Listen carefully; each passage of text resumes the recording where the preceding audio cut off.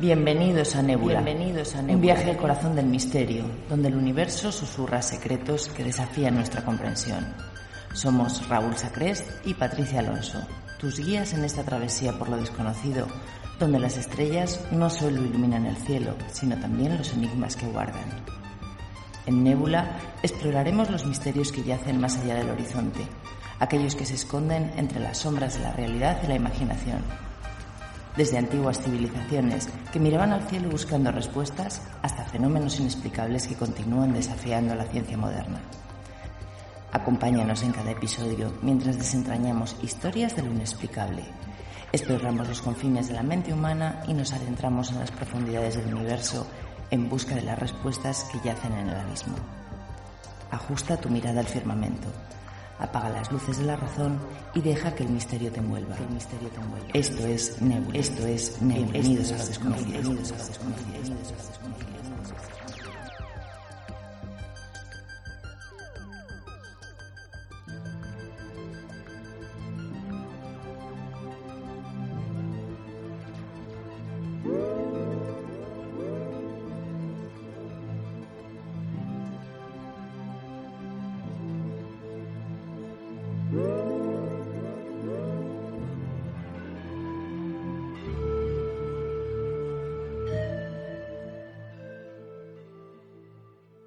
En el corazón de Castellar de Santiago, una casa aparentemente común se convirtió en el escenario de fenómenos que nadie ha logrado explicar.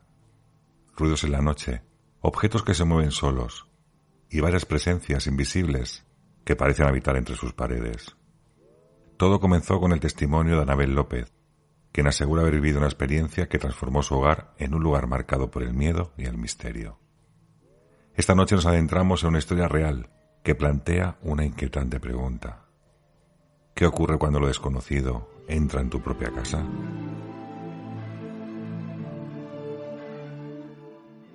Buenas noches, buenos días, buenas tardes. Bienvenidos a un nuevo capítulo de Nébula. Hoy, como hemos escuchado en esa pequeña presentación, ese pequeño avance, nos metemos de lleno en lo que se denominaría una casa encantada, o por lo menos, o quizás la explicación más viable, sería aquella casa que de alguna forma no solamente contiene a las personas que la habitan en el momento, sino que igual el pasado, o personas, o entidades, de vaya usted a saber, también parece que deambulan por aquel lugar. Pero antes de todo, y antes de nada, como siempre sentada a mi derecha, Patricia Alonso, buenas noches. Muy buenas noches, Raúl, muy buenas noches, familia nebulera. Pues sí, esta semana tenemos una historia de esas que ya sabes que a mí tanto me gustan. Aunque bueno, supongo que me gusta porque la veo desde la barrera, ¿no? Digamos, porque desde luego que como vais a ver o vais a escuchar, es una historia tremenda. Tremenda hasta el punto de que una persona llega a dudar de sí misma, ¿no? De si puede llegar a estar loca. Aunque también se podría decir que es una historia con claroscuros, ¿no? Porque bueno, al final, no voy a adelantarme. Como bien dices, es una historia que me llegó hace muchos años, es una historia que pude directamente investigarla de primera mano y no contento con todo ello, incluso llevarla al programa de televisión de Cuarto Milenio, gracias a la labor periodística, en este caso, de Javier Pérez Campos. Un caso que tengo que deciros que me llevó muchos meses de llamadas, de mensajes, a todo tipo de horas, porque tenemos que decir que la protagonista, en este caso Anabel, aprovechando incluso que yo tenía a veces muchas guardias nocturnas, pues me llamaba para decirme que en aquella casa no podía vivir más, que dormía en el coche y un largo etcétera que se iba complicando día a día. Hasta que bueno, que la solución o la alternativa, independientemente del estudio y la investigación que pude hacer desde Barcelona, fijaros, desde la ciudad de Barcelona hasta Castellar de Santiago, en Ciudad Real, pues intenté averiguar un poco cuál era toda su historia o por qué ocurría este tipo de fenómenos. Pero bueno, yo creo que todo esto se va a ir desarrollando poquito a poco para desentrañar un poco aquella casa y sobre todo especificar una de las cosas que no se pudo explicar en aquel reportaje, y luego os diré por qué. Porque hubo también un crimen en el cual es cierto que no pudimos certificar a modo de papeles Es decir, no podemos certificar de que aquello pudiera ocurrir justamente en aquel lugar, pero evidentemente cuando el río suena, agua lleva. Esto quiere decir que cuando muchos pobladores de esa población están marcando esa ubicación como algo que ocurrió trágico en aquella población, evidentemente hay que hacer caso al dicho popular y no buscar tampoco tanto los papeles que seguramente, y quizás por el tema de la posguerra, quedarían simplemente en papel mojado. Así que nada, que comenzamos con esta historia, una historia de una casa que alguien recibe, que empiezan a vivir en ella y que a los pocos días y a los pocos meses parece ser que no se puede estar allí. Pues toda esta historia, Raúl, empieza con una herencia, ¿no? Como tengo entendido. Los padres de Hilario, que es el marido de Anabel, fallecen y les dejan en herencia una casa en este pueblo, en Castellar de Santiago. Entonces ellos viven en Murcia y deciden mudarse a esta casa, ya que, bueno, pues por aprovechar, ¿no? Ya que tienen una casa en el pueblo y tal, un cambio de vida. Él, bueno, pues solicita un traslado en el trabajo, se lo conceden y para allá que va toda la familia. Y bueno, pues cuéntanos un poquito quién son los integrantes de esta familia y sobre todo cómo te llega a ti este caso. Bueno, mira, para empezar, si quieres, cómo me llega el caso es fácil de explicar. Además, luego también lo explica Anabel en uno de los audios. Yo, pues bueno, me dedicaba, bueno, como ahora, me dedico también a investigar esta clase de fenómenos. Y pues por X motivos, Óscar Utrilla, en este caso, un amigo que vive en Zaragoza, esta chica Anabel se pone en contacto con él porque Óscar es muy activo en redes sociales a la hora de publicar muchos casos de fenómenos paranormales, de ufología, un gran seguidor, por ejemplo, de Cuarto Milenio, de Javier Pérez Campos. Y esta chica, al ver que tiene tanta publicación, pues llama recurrentemente en ese sentido a Óscar. Y Óscar, para, digamos, prefiere o me pasa directamente el testigo, decir, Raúl, mírate este caso. Dice, porque esta chica la veo muy desesperada, realmente. Y a ver qué es lo que puedes hacer por ella. Incluso si quieres pasárselo a Javi, me puso en un mail. Si lo quieres pasar a Javi Pérez Campos, porque él, bueno, por X motivos en ese momento no tenía muy buena relación con Javi Pérez Campos por historias que habían pasado personales. Pero independientemente de eso, me pasa el caso. Y a partir de aquí es cuando yo me pongo en contacto con Anabel, como he dicho, y me empieza a explicar la historia. Pero fíjate que yo creo que hay un momento en esta entrevista que yo siempre le digo que ella es protagonista de los fenómenos que ocurren en esta casa. Pero fíjate lo que me comenta ella cuando le pregunto o le digo que es la principal protagonista de estos fenómenos. Sí, pero antes de nada, Raúl, me gustaría rectificar una cosa que has dicho. Sí. Y es que yo no soy la única protagonista de esta historia. Mi hijo también es protagonista, ya que por defender a su madre de los insultos que le decían a su madre, le dieron una paliza entre 7 cobardes que espero que jamás tengan que vivir ni pasar por lo que mi familia y yo pasamos. La otra protagonista es mi hija, que durante meses tuvo que dormir con nosotros por el miedo que tenía, que jamás podía estar en ninguna habitación sola en aquella casa. Mi marido, a pesar de algún que otro episodio, también vivió, pero con menos intensidad. Quizá pienso que es porque él no era un extraño para aquella casa y evidentemente la otra protagonista evidentemente soy yo, la que se llevó la peor parte, puñetazos, visiones, voces, pasos, la que lleva razón, tuvo que dormir en muchas ocasiones en un coche y dar muchas vueltas por el pueblo por el miedo atroz a estar en mi propia casa y siempre preguntándome y llorando el por qué. Y hoy te puedo decir, 1 año después, que por fin entiendo y sé el por qué. Pues sí, fallecieron mis suegros y en octubre del 2016 mi marido heredó la casa y decidimos irnos allá a vivir. Y en principio todo iba bien, pero más o menos al mes de estar allí fue cuando empezó todo. Empezó pues que en principio mis hijos iban a Ciudad Real, al colegio, y yo me iba con ellos todos los días. Pero una mañana decidí pues un poco quedarme para recoger la casa y limpiarla. Y en el salón yo estaba recogiendo todo, y en el mismo salón al lado mío oí la voz de una niña que decía mamá. Entonces, bueno, yo me paré y pensé, porque pensé que era imposible. O sea, si hubiera venido mamá de fuera, lo habría oído como un grito. Uh-huh. Pero esa voz estaba al lado mío, en la misma habitación conmigo. Efectivamente, además era hora escolar, es decir, que los niños estaban en el colegio. Y pues nada, yo esa situación la viví un poco como por los nervios de irme allí a vivir, la mudanza. Vamos, que le di importancia, pero no mucho. De hecho, cuando Hilario vino a casa, se lo comenté y se lo comenté, pero vamos, no dándole mucha importancia. Fíjate que de todo esto que hemos escuchado, me parece tremendo lo que cuenta Anabel de lo que le ocurrió a su hijo. O sea, la ignorancia que podemos llegar a tener las personas cuando son temas que se nos escapan a nuestra lógica, a nuestra razón.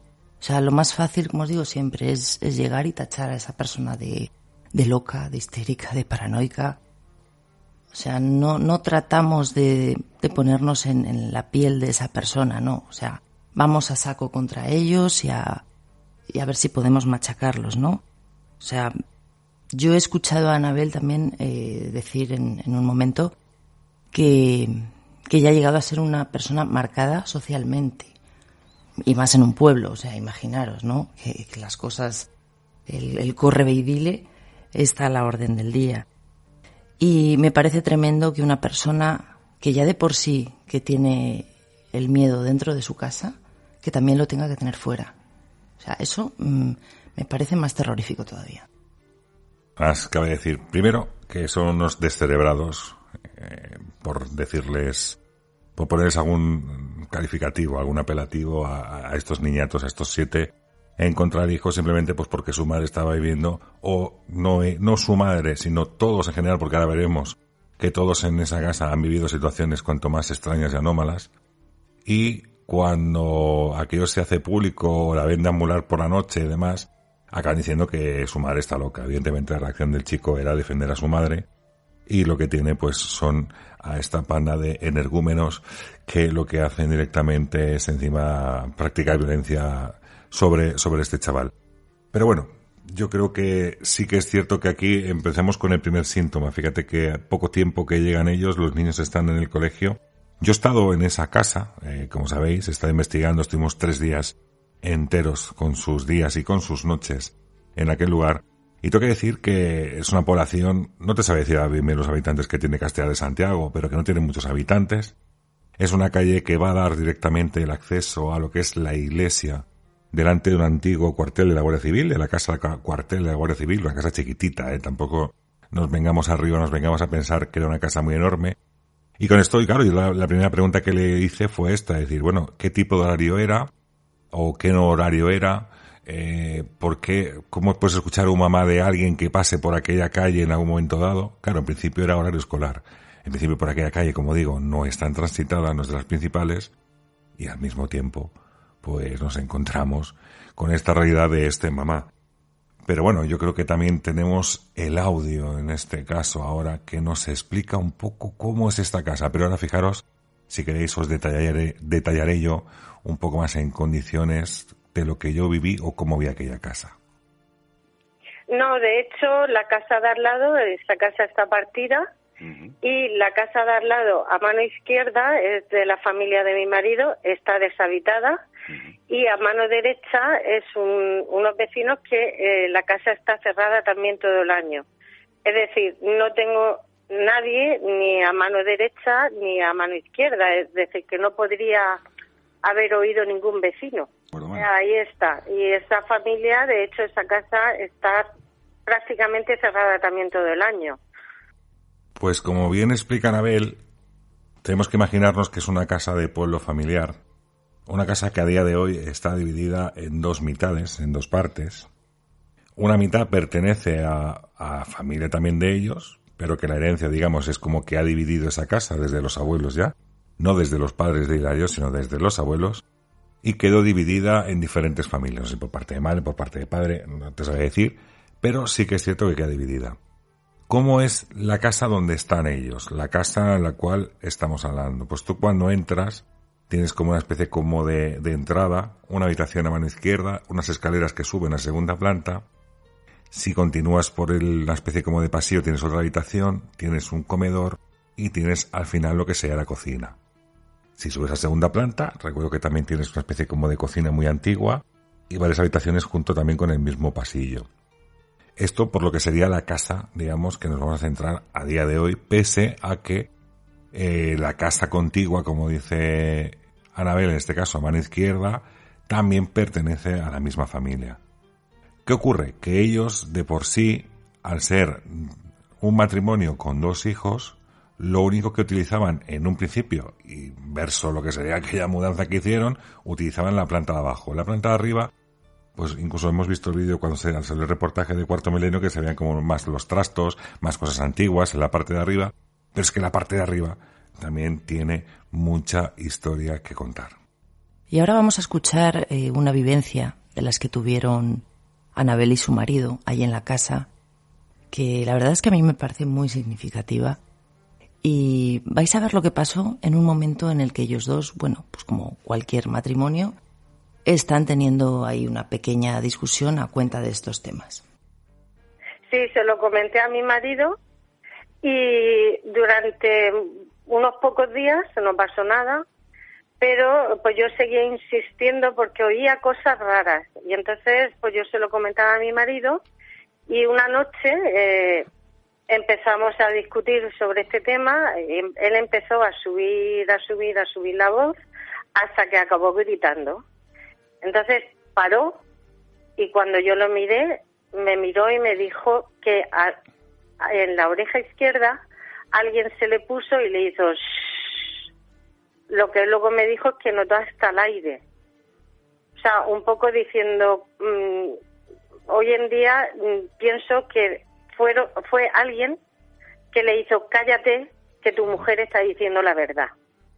¿Cuándo? Pues él tenía la cara blanca, descompuesta, o sea, porque además es que me lo dijo, he notado hasta el aire, o sea, tenía la cara descompuesta. Claro, tú fíjate el momento que estás discutiendo, y en este caso, recuerdo que me lo explicó Anabel, que Anabel intentaba explicarle que escuchaba cosas, pasos en la planta superior, el arrastrar muebles, voces, la voz aquella de niña que le decía mamá.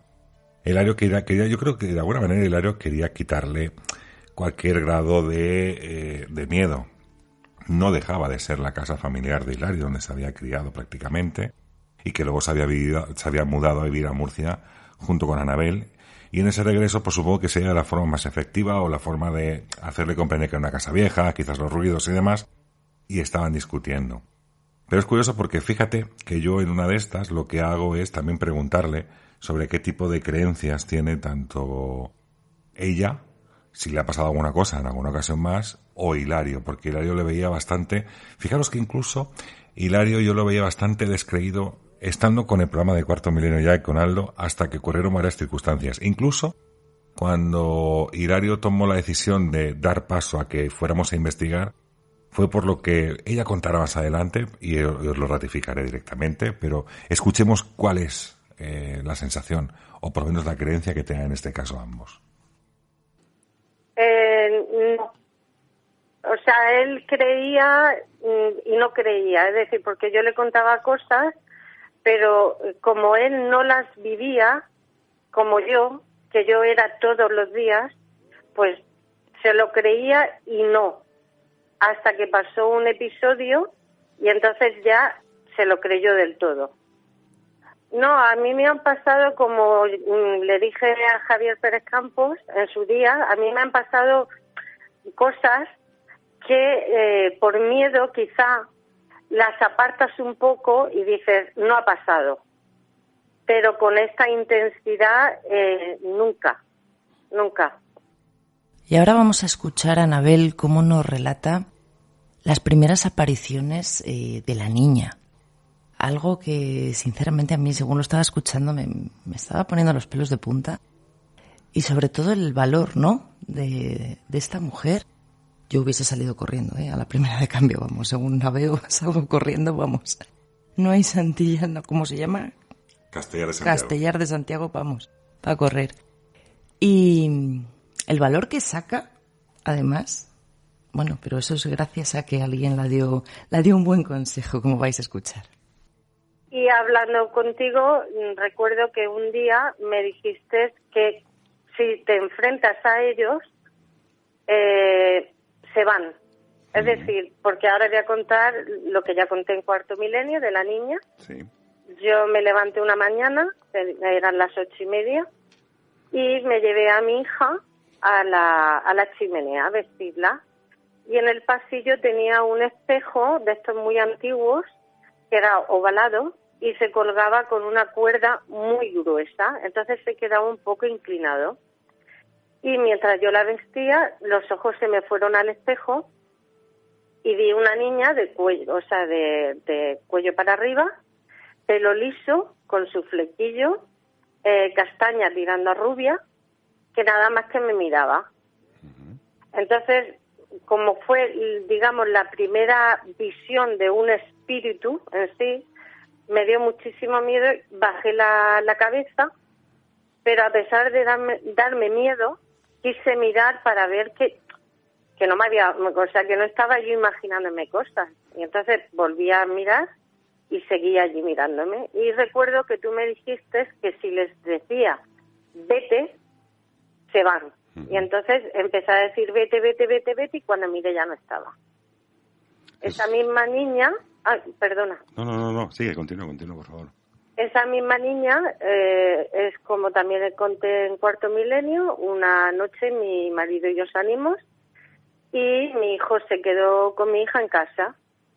Él estaba durmiendo y la niña se quedó viendo la tele. Y entonces al poco me llamó llorando con un ataque de nervios y llegamos corriendo y la niña lo que me contó fue que oyó unos pasos y cuando salió a la puerta del salón, en el mismo sitio donde yo había visto a la niña, vio a la niña con los brazos abajo y nada más que la observaba.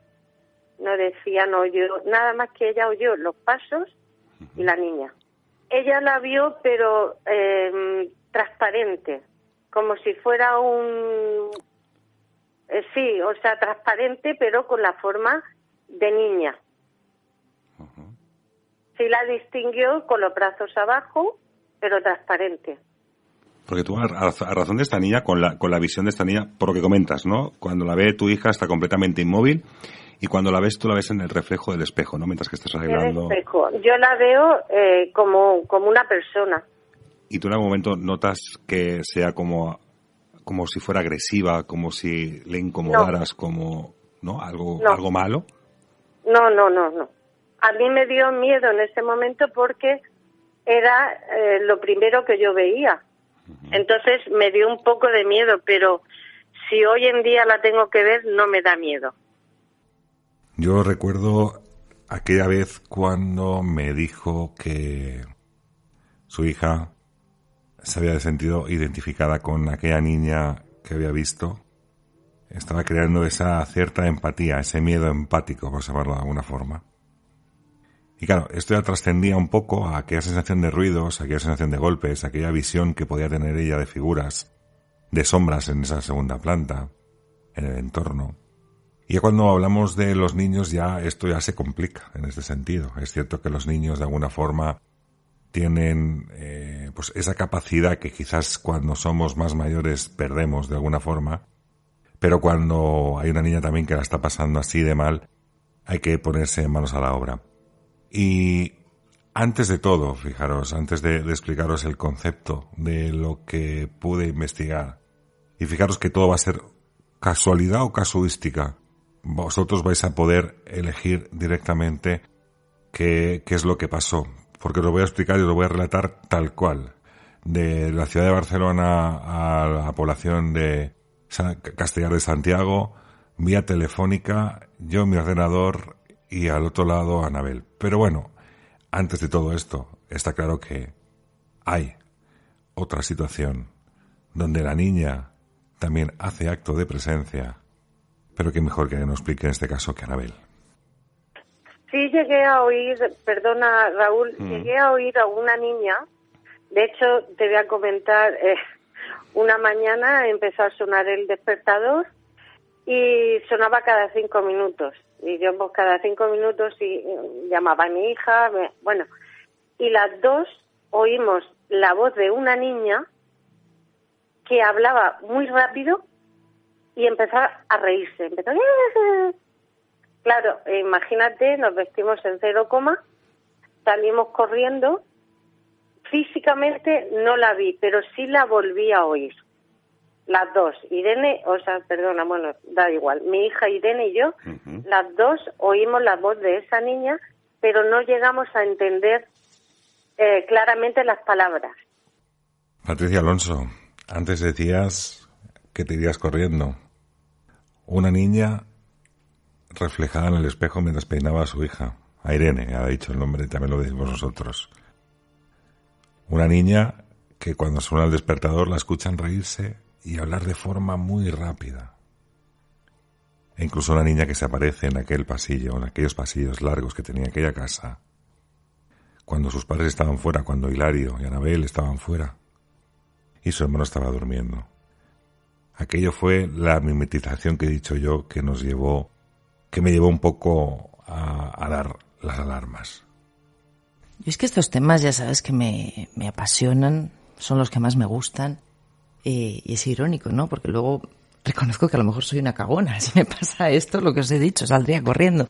Sobre todo con los niños, ¿no? A mí es que el tema niños es algo que siempre me ha dado mucho reparo. No sé, yo creo que tengo algún trauma ahí desde pequeña, uno de tantos que tengo que tener. Pero fíjate, me llama mucho la atención estas personas, ¿no?, que viven en esa casa. Tiene que llegar un momento en el que tienes que decidir, ¿no?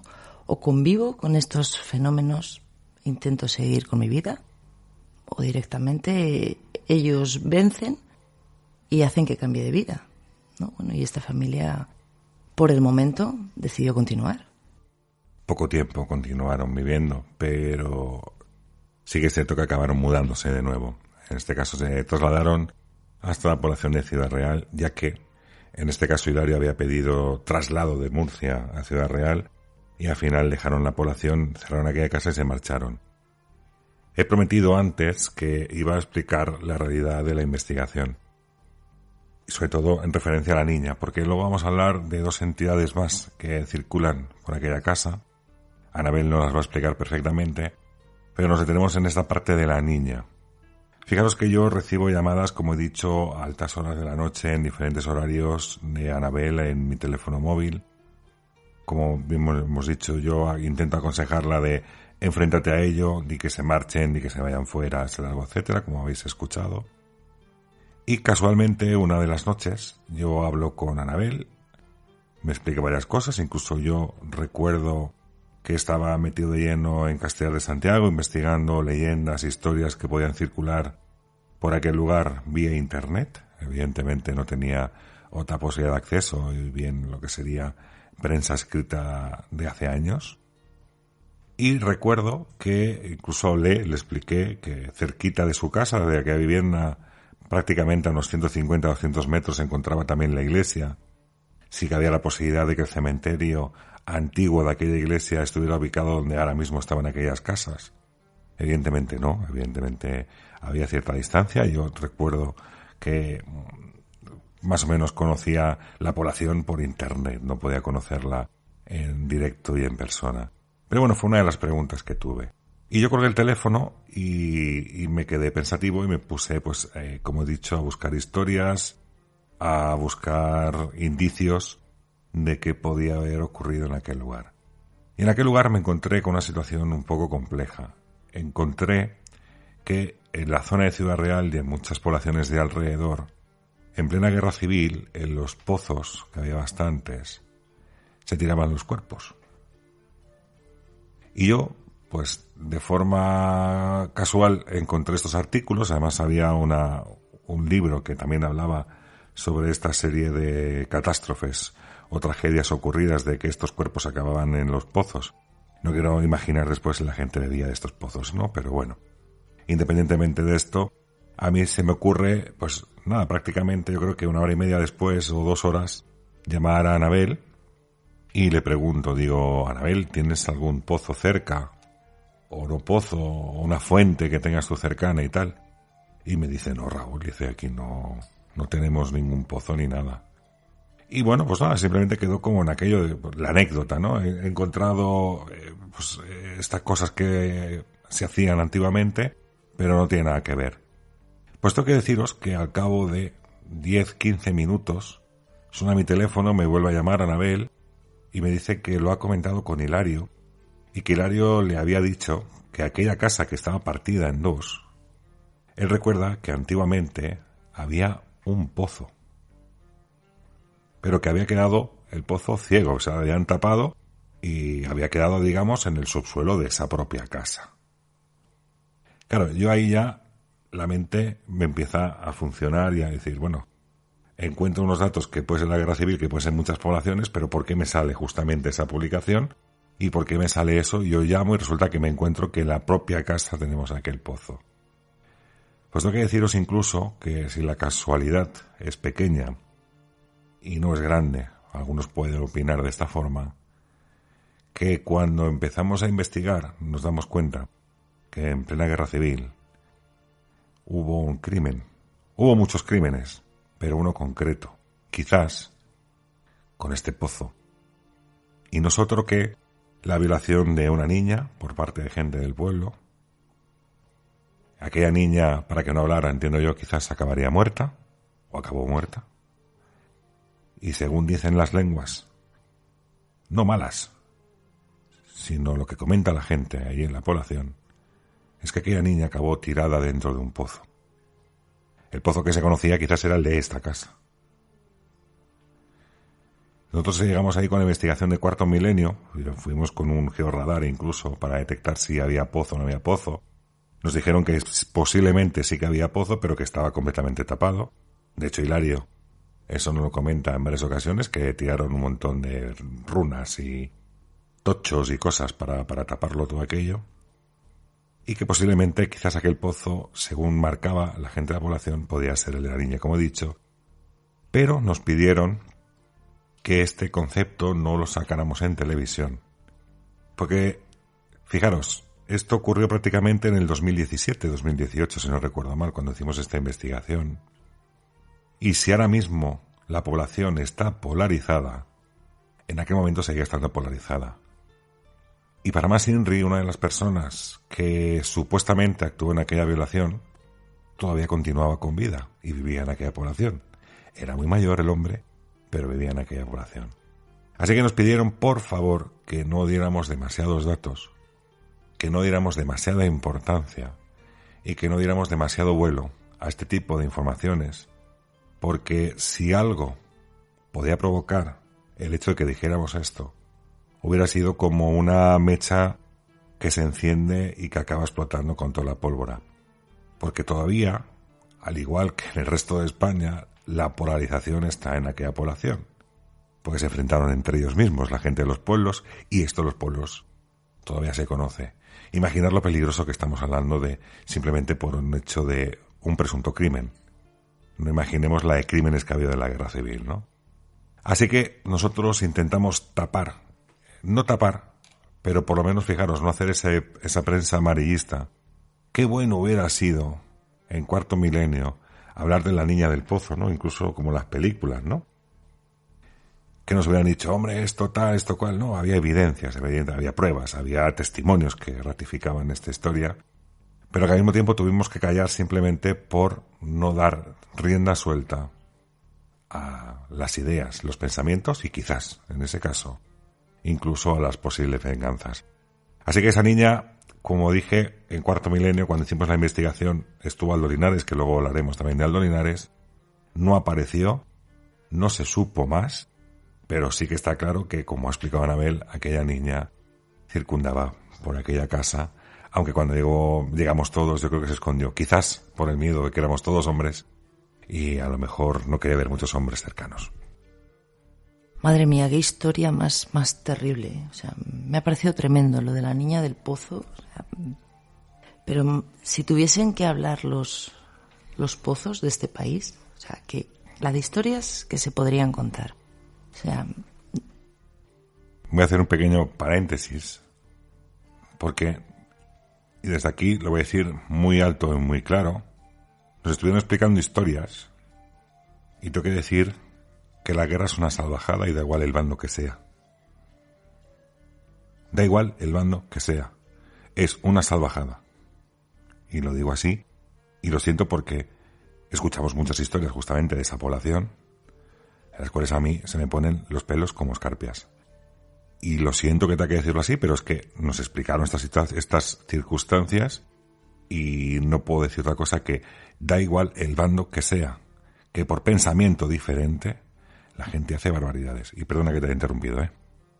No, lo que te decía, que de esta población y de toda España, ¿no? Porque como tú dices, o sea, la guerra fue terrible. Me da igual un bando que de otro, para los dos exactamente. Y se me viene a la cabeza, por ejemplo, el Pozo Fortuna, en Mieres, allí en Asturias. Eso debe ser una fosa común prácticamente, o sea, con cientos de personas. O sea, terrible. Y allí cerca también está el famoso Pozo Funeres, en La Viana, que, bueno, pues 3/4 de lo mismo. Y ahora vamos a escuchar cómo Anabel relata las experiencias que sentía la gente del pueblo cuando algunos de ellos han entrado en esa casa, que tenemos que decir que más de uno tuvo que recular en las palabras que había dicho, después de sentirlo en sus propias carnes. Y vamos a ver cómo entra en escena un personaje, iba a decir, o mejor dicho, una entidad que va a ser muy, muy relevante en esta historia. A ver, gente que entraba en la casa vivió en el sentido, pues, de notar el frío, de oír ruidos arriba, porque eso era constante, o sea, los ruidos arriba, los pasos, eso era no parar. Gente que sí ha entrado, algunas sí ha entrado, que después de llamarme loca, al final te han tenido que dar la razón. Eso también te lo digo, porque sí, o sea, ver al abuelo Felipe, como yo lo veía, nada más que lo he visto yo. Pero sentir, pues Hilario, pues sentía que le tocaban la cabeza, los brazos, ver sombras también pasar, también los veía. Sí, todo el mundo ha vivido.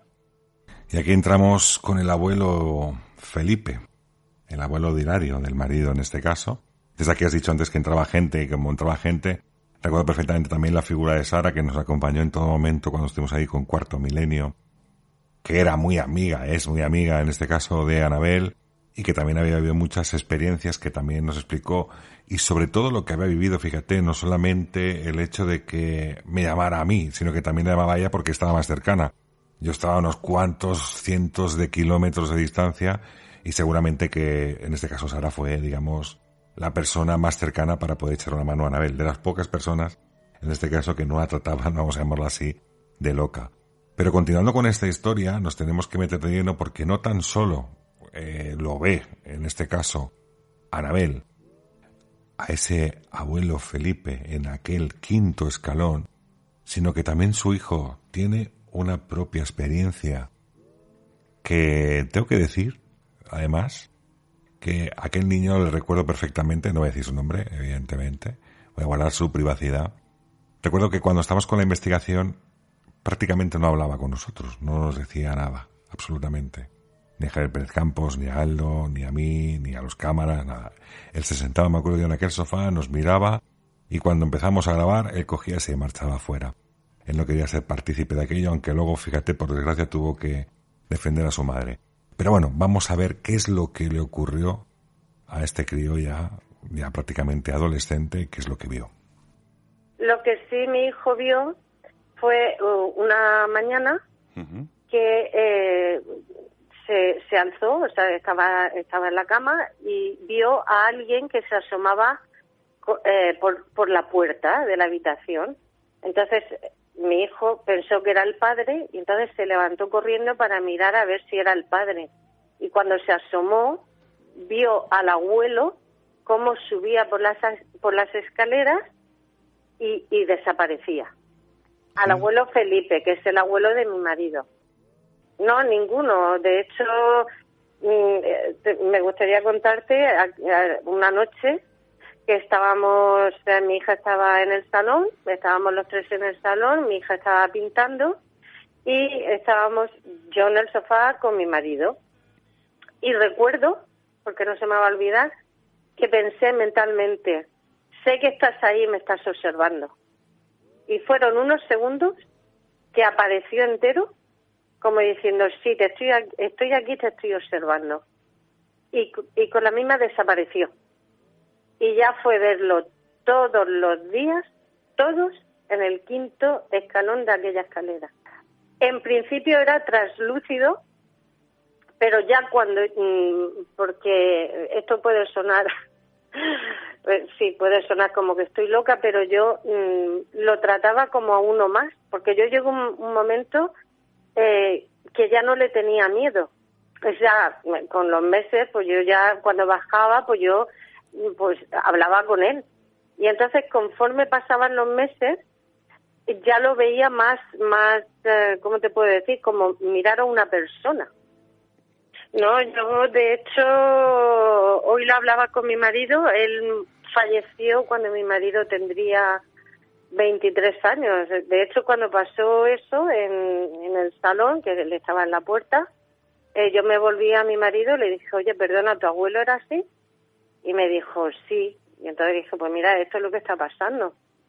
Y claro, él se quedó un poco como... Ahí ya empezó a creerme un poco, ¿eh? Y la verdad te voy a decir una cosa, Raúl. A día de hoy, es lo mejor que me ha pasado en mi vida.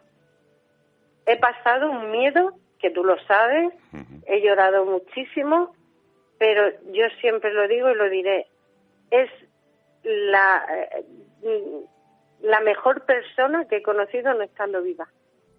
A esto es a lo que me refería al principio, ¿no? Del programa, con lo de las luces y sombras, ¿no? O el claroscuro.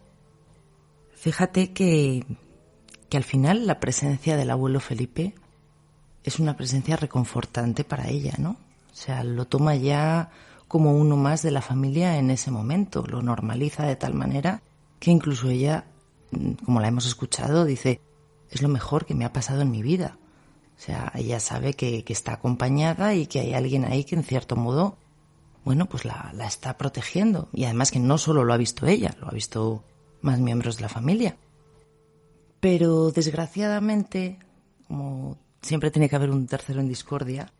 Aparte de esto, mira, fíjate, yo estudiando lo que es esta casa, la fenomenología que había y las supuestas entidades que luego no aparecieron cuando fuimos a investigar nosotros, como es el caso de la niña, y quizás se voy a adelantar otro ser supuestamente.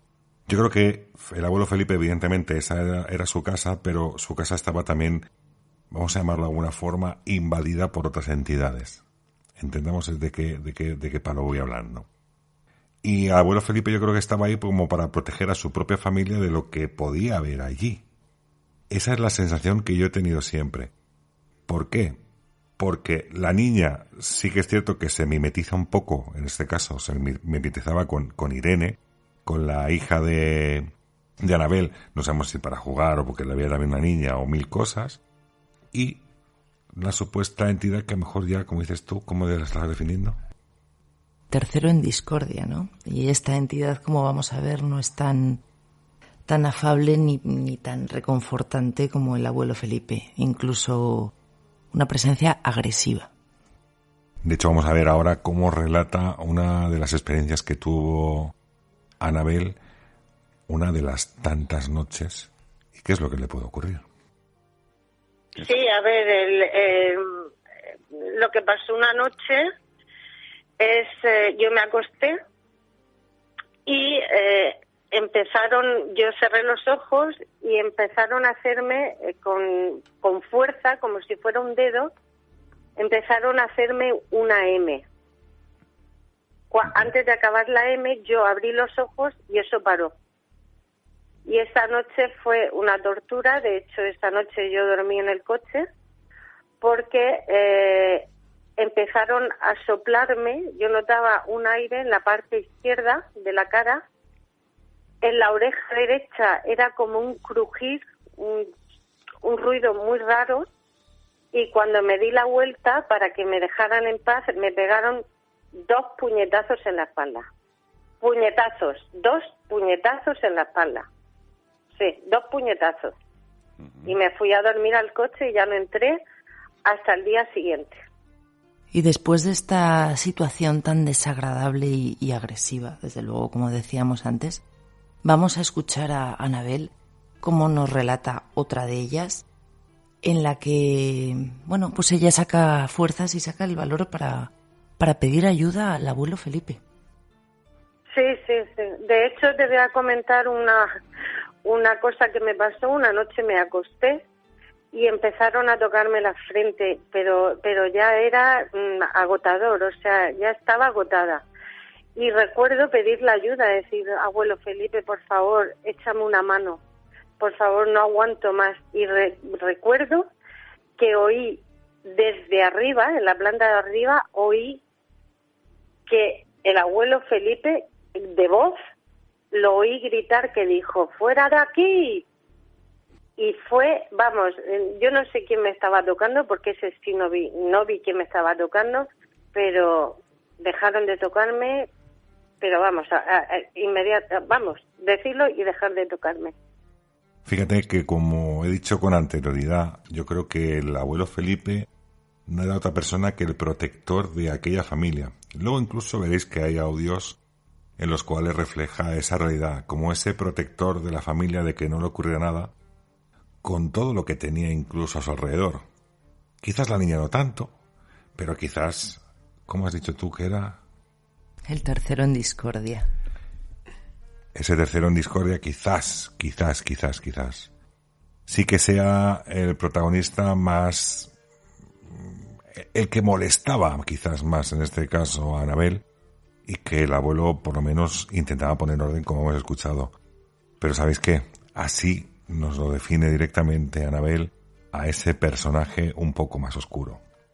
No, está el que se quedó allí, de hecho sigue allí, es un muy amigo mío. Me hizo literalmente la vida imposible, de insultos, bueno, de todo lo que tú quieras y más. Y sí, él sigue allí. Sé quién es, sé por qué está allí y sé que no se va a ir nunca. No, esa fue porque me dijeron un día que quemara romero, que eso limpiaba un poco, y entonces en ese pasillo, como yo oía muchos pasos en ese pasillo, pues una noche quemé en un cuenco, quemé romero.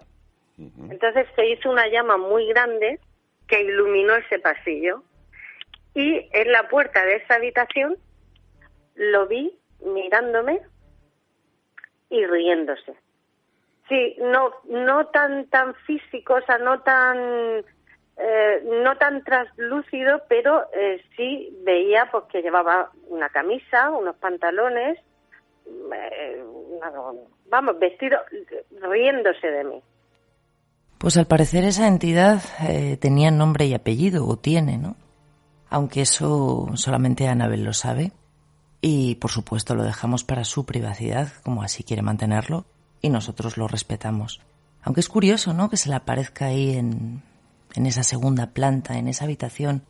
Pero una habitación, como vamos a escuchar, que años atrás ya apuntaba maneras, ¿no? simplemente una habitación. Que yo recuerde, yo he estado yendo a esta casa durante 15 años y realmente sí recuerdo dormir en esa habitación y siempre sentirme con una sensación rara. Yo siempre me bajaba y dormía en un sillón que tenía mi suegra, estando vivos mis suegros, y siempre sentirme incómoda en esa habitación. Pero no, siempre ha sido una habitación normal, una habitación. Pues fijaros si guarda la privacidad, que ni siquiera yo, con la confianza que tenía en este caso Anabel, sé quién es esa entidad más molesta. Sí que os tengo que decir que por la sensación de cómo me lo explicaba era como que alguien muy conocido o alguien que ella conocía, que evidentemente no estaba entre nosotros ya, que había pasado a ese otro lado y que de alguna manera estaba molestando. O quizás incluso como la otra semana, ¿no? Alguien haciéndose pasar por alguien, ¿no? Que es lo que hablábamos, ¿no? Con Zancajo. Esto hablamos con Maravillosa Zancajo, que decíamos que a lo mejor no era Jesús en este caso, sino una entidad que se hacía pasar por el mismo Jesús para convencer de lo que quería hacer o dejar de realizar. No sé, yo ahí planteo lo que serían estas dudas. Lo que sí que es cierto es que, como hemos dicho, en aquella casa, por lo menos que supiéramos, había 3 entidades, de las cuales una se hacía muy presente o era muy fuerte en este caso, que era el antiguo propietario de aquella casa. De la totalidad de la casa, repito, que aquella casa estaba partida en 2. Bueno, partida en 2 no, eran 2 viviendas que se habían hecho por un tema de lo que sería la herencia. Hoy en día aquella casa, por lo que yo sé, sigue vacía y la gente del pueblo pues ya tenía ciertas dudas hasta que llegó el reportaje de Cuarto Milenio de que allí pasaban cosas y que todo el mundo cruzaba a la acera de enfrente para no pasar por aquella puerta, y curiosamente pues bueno, yo creo que ahora ha quedado todavía más marcada aún, por lo menos para la gente del pueblo que sabe qué casa es, y yo, pero también voy a guardar ese secreto de dónde es esa casa.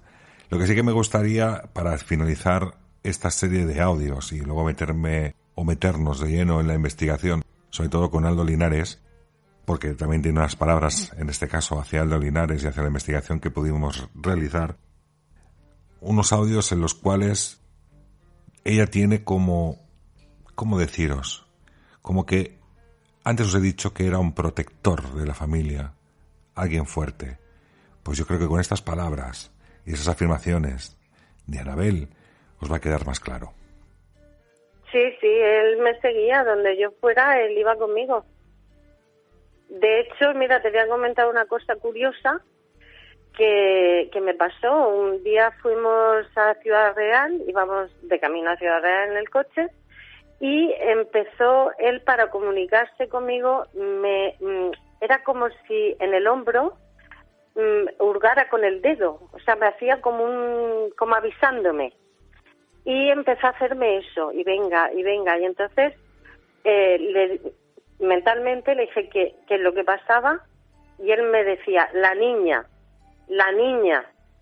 Entonces me di la vuelta y dije, Irene, ¿tienes el cinturón puesto? Y me dijo, no. Entonces le dije, por favor, ponte el cinturón, y ya dejó de tocarme. O sea, era como avisándome que la niña tenía que ponerse el cinturón siempre, hasta el día de hoy. Todo va a ir bien, Anabel, todo va a ir bien. Siempre él bajaba y yo me sentaba en una silla que tenía en la entrada, en el descanso, y la luz, recuerdo que siempre se iba un segundo y él se ponía debajo y siempre me decía lo mismo, Anabel, no te preocupes, que todo va a ir bien. Cada vez que me pongo nerviosa, él baja, Anabel, todo va a ir bien. O sea que... Sí. Él es, para mí, es mi ángel de la guarda. O sea, yo, a lo mejor suena absurdo, pero yo sé que el día, espero no llorar diciendo esto, pero yo sé que el día que yo me muera, ese hombre va a estar ahí esperándome. Y no estoy sola, y eso no tiene precio. Al final, no sé, a mí me resulta una historia muy bonita. ¿Qué quieres que te diga? O sea, después de todo lo que ha vivido esta familia, a pesar de los malos ratos, del miedo, de los temores de tener que dormir en el coche por no atreverte a estar en tu propia casa, te queda esa sensación de saber que hay una persona ahí que está velando por ti, ¿no? Como dice ella, de que no estás sola, de que hay alguien ahí cuidándote y vigilándote. Y bueno, creo que el abuelo Felipe tenía que ser una muy buena persona en vida y desde luego lo ha demostrado después también en el otro lado. Porque yo siempre lo he dicho, creo que el que es buena persona en esta vida lo es después. Y el que es un capullo integral en esta lo sigue siendo después. Yo intentaré ser malo después. Yo no sé si mala no. Yo sí. Mala no, pero que os voy a tocar las narices a todos. Uf, ¿de qué manera? Y bueno, pues ya cambiando un poco, no de tema, pero hasta allí llegó Raúl con el equipo de Cuarto Milenio a realizar una investigación, bueno, más exhaustiva, digamos. Pero bueno, como aquí le tenemos, pues que nos lo cuente él. Y que gracias a la labor de un gran amigo, un investigador, Raúl Sacrest, están hoy con nosotros para contarnos de viva voz lo que han vivido y quizá lo que interpretan de todo ello. Bueno, sí, yo creo que... Fíjate que cuando tuve el caso entre mis manos y demás, lo primero que hice fue hacer un informe automáticamente de todo lo ocurrido, los testimonios, las personas que hablaban, qué es lo que vivían, qué es lo que dejaban de vivir. Podéis verlo directamente en Cuarto Milenio. Creo que vais a la carta en Cuarto Milenio, en el programa también lo encontráis, o buscáis Castellar de Santiago o Anabel López, y yo creo que lo encontráis y podéis ver el resultado, no solamente de la investigación, aunque hay mucha cosa, evidentemente, que no se relata. Bueno, pues yo hago el informe y prácticamente yo creo que a la semana Iker ya estaba mandándonos directamente a lo que sería Castellar de Santiago. Me acuerdo coger el tren, coger el AVE y, bueno, pues bajarme en Ciudad Real, y de ahí ya pues cogemos los vehículos y nos fuimos directamente hasta la población. Y al día siguiente, después de las entrevistas, de realizar pues esa primera toma de contacto con el lugar, con Anabel, con Hilario, con los chicos, incluso con el pueblo, tenemos que decirlo, porque yo creo que el pueblo no terminaba de creerse de ver a la gente de la televisión en aquel pueblo, bueno, pues más humilde, podemos decirlo de alguna forma, que nunca había salido en la prensa básicamente por ningún motivo, tanto ni bueno ni malo. Así que nos presentamos allí y, bueno, mejor primero que os hable Anabel y que os explique algo que yo creo que después, si queréis, yo matizo.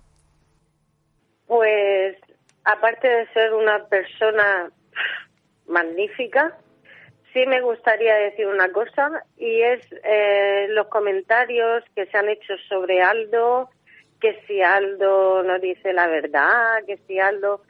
Yo, para quien me esté escuchando, puedo decir que hay cosas que se graban y salen en el programa, pero hay otras cosas que él te dice privadamente porque evidentemente pues no tienen por qué salir, quizá, porque es como dices tú, la privacidad de la familia. Y Aldo a mí me dijo unas cosas que ni tú, Raúl, yo te había comentado, y me las dijo, y puedo confirmar que Aldo no miente, Aldo no se inventa, y Aldo para mí fue, vamos... Una luz en el camino. Confirmar eso, que no estaba loca y que lo que estaba viendo durante meses, pues era verdad.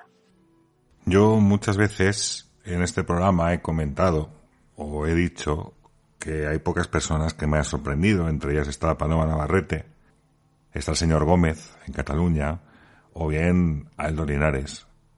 Muchas veces he explicado que hay muchas cosas que la cámara no capta, no reproducimos, no se reproduce en televisión, ámbitos más privados. Y yo creo que esto confirma un poco esa realidad que muchas veces yo he ido diciendo, que por lo menos por mi parte, y creo que en todas, pero por lo menos los casos que yo podía aportar, Camping de los Alfaques, en este caso Castellar de Santiago, y tantos otros, no ha habido ni trampa ni cartón. Yo recuerdo que no conocía en ese momento ni siquiera a Aldo Linares, en aquel reportaje, año 2017-2018. Y fuimos a buscarlo después de ese día de investigación a la estación de Ciudad Real. Y recuerdo el comentario, además, gracioso, que dijo Aldo: bueno, por lo menos decidme dónde estoy, porque vamos, me habéis parado aquí delante de una iglesia, no sé ni dónde estoy. Y Aldo no solamente hizo lo que se ve en televisión, que fue confirmar directamente lo que Anabel veía, aquel quinto escalón al abuelo Felipe, como os he dicho, ni la niña ni la otra entidad surgieron en esa visión que tuvo Aldo en aquel día completo que estuvo allí con nosotros. Pero sí que confirmó cosas que, si veis el programa, yo creo que os vais a emocionar en esta parte, porque Anabel rompe a llorar porque Aldo, sin saber nada y al minuto de entrar, ya está reconociendo en aquella escalera a una entidad y a una persona, y la reconoce incluso como el abuelo Felipe. Incluso él reconoce una fotografía que hay ahí expuesta, que esa persona se parece mucho, y además es que era el padre de Hilario, que era muy parecido al abuelo Felipe. Evidentemente son padre e hijo, pero que era más mayor, que tiene como más papada, y en ese momento pues evidentemente Anabel se derrumba. Se aportaron datos en los cuales queda en la más íntima privacidad de la familia, pero solamente os puedo garantizar que Hilario era, como hemos escuchado al principio, una persona que no creía absolutamente en nada de todo esto. Pero Aldo no dejaba de dar en el clavo con ciertas experiencias, vivencias que habían ocurrido en aquella casa. Y para que os hagáis una idea, voy a hablar de una concreta, que yo creo que más o menos sí que se puede decir, que él nos decía de hablar que sentía olor como alcohol o como formol, y veía un momento feliz de un nacimiento y al mismo tiempo un momento trágico por la muerte de un bebé. Cosa que luego pudo confirmar, en este caso Hilario, y que de eso evidentemente no teníamos absolutamente ningún dato, nadie de los que estuviéramos allí, solamente Hilario y en este caso Aldo, que fue quien lo dijo. Al mismo tiempo, os tengo que decir que cuando prácticamente estamos acabando la grabación, el reportaje, hay un momento en el que Hilario toma decisión y mira a Aldo y le dice: ¿tú crees que debo hacerlo?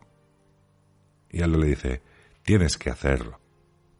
Sacó un cigarro de su cajetilla de tabaco, encaramó aquellas escaleras a aquella segunda planta, se sentó a solas, nosotros guardamos el silencio más absoluto, y al cabo de unos 5, 8, máximo 10 minutos, volvió a descender aquellas escaleras. Se abrazó con Anabel, en un abrazo llorando, ambos, y le dijo: ahora sí que te creo todo lo que has contado y todo lo que has vivido. Como digo, eso no lo captaron las cámaras, eso no se capta, eso no se registra, porque nosotros en Cuarto Milenio, como quien dice, explicamos el fenómeno paranormal, explicamos las consecuencias que tienen, el miedo incluso que puede generar. Pero como os he dicho siempre, no todo se queda en este pequeño detalle de un pequeño reportaje que puede durar entre 15 o 20 minutos, más o menos, media hora, porque son 3 días de grabaciones. Imaginad la cantidad de sensaciones y vivencias que tenemos incluso en todos esos momentos. Así que nada, esta fue la investigación, os he explicado un poquito así por encima, pero para que entendáis esa realidad. Como os he dicho, Anabel y su marido dejaron de esta casa, se trasladaron a vivir a Ciudad Real, capital, y hasta aquí puedo leer porque es la máxima información que me han permitido dar en ese sentido, o por lo menos que yo vaya a dar, porque de la vida que tengan actualmente es otro tema. Aquella casa, como digo, sigue vacía, sigue cerrada, y hasta ahí se puede leer. Y creo que Anabel tiene algo que decirnos también, por cierto. Pues muchas gracias a vosotros por dejarme contar mi historia e insisto, es el abuelo Felipe es la mejor persona que he conocido no estando viva. Pues muchas gracias a ti, Anabel, por haber vuelto a asomarte a la antena a explicar este caso. Este gran caso que tuve la suerte de poder compartir contigo, de pasar noches interminables, miedos terribles y soluciones, o por lo menos deslucidar realidades que acontecieron quizás hace muchos años. En aquella segunda planta donde tantos ruidos, tantos pasos, el arrastrar muebles, seguramente se sigue andando, porque el abuelo Felipe continúa realizando su vida, más allá de la vida, en aquella muerte, continúa realizando su propia vida en aquella segunda planta. Y como os dijo, una de las facetas, una de las cosas que llegó a ese mensaje, era que teníais que invadir completamente la casa, tú y tu familia, estar en toda la casa porque era vuestra, y esa era su total intención. Pero no pudo ser, tuvisteis que dejarla, y eso también seguramente que es del otro lado lo comprenderá, y continuará, como he dicho, en esa segunda planta, realizando su propia vida, aquella que realizó tantos años atrás, y que seguramente le dejó muchos momentos felices. Historias como la de la casa de Castellar de Santiago nos recuerdan que el misterio no siempre habita en castillos abandonados o parajes remotos. A veces se instala en los espacios más cotidianos, en el corazón mismo de nuestra casa. Lo cierto es que detrás de este relato hay personas que han vivido miedo, consuelo y desconcierto. Tal vez lo más significativo del caso no sea demostrar si existen presencias, sino comprender que para quien las experimenta son reales en su sentir. Y en ese territorio íntimo donde se cruzan la memoria, el duelo y la fe, la línea entre lo visible y lo invisible se vuelve profundamente humana. Porque al final, más que una historia de fantasmas, es una historia sobre la necesidad de protección, sobre el peso de lo no resuelto y sobre la eterna pregunta que nos acompaña desde siempre. ¿Estamos realmente solos? No sé yo si son historias de fantasmas, pero yo creo que de las 3 apariciones que se dan en este caso, todas tienen una historia que contar o una historia que narrar. Muchos dicen que las casas encantadas no existen, que pertenecen a la mente de las personas que viven en aquellos departamentos o en aquellos apartamentos o en aquellas casas. Ahora bien, juzgar vosotros mismos, dado que tantos testimonios afirman lo mismo. Nos escuchamos dentro de 7 días, desde el cielo hasta la tierra, para escuchar y narrar esos misterios que tanto nos gustan y tanto nos apasionan. Recordar que alguien quizás nos está mirando. Muy buenas noches.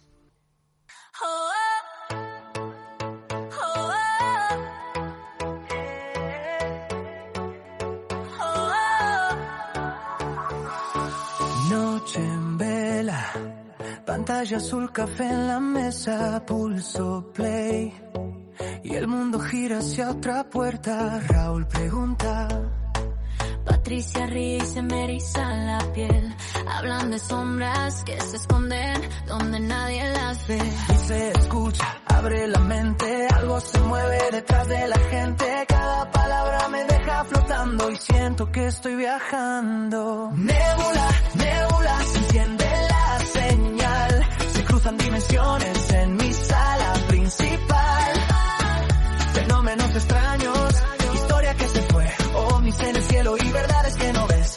Nébula, nébula, me atrapa una vez más. Raúl y Patricia me llevan donde hay paz. Entre lo imposible y lo que nadie contó. En cada episodio pierdo el control.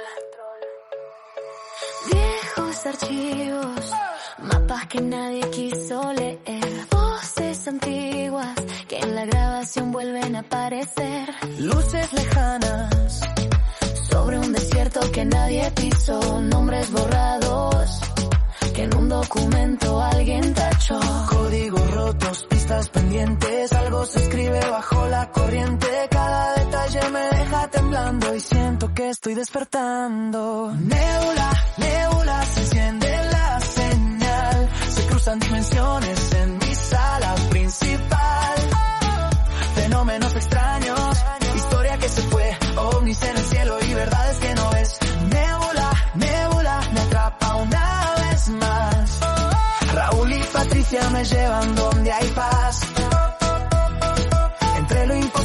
lo que nadie contó. En cada episodio pierdo el control. Sube el volumen, separa el reloj. Algo resuena muy dentro de vos. Entre el relato y la revelación, tiembla el suelo de mi habitación. Nébula, nébula, se enciende la señal. Se cruzan dimensiones en mi sala principal.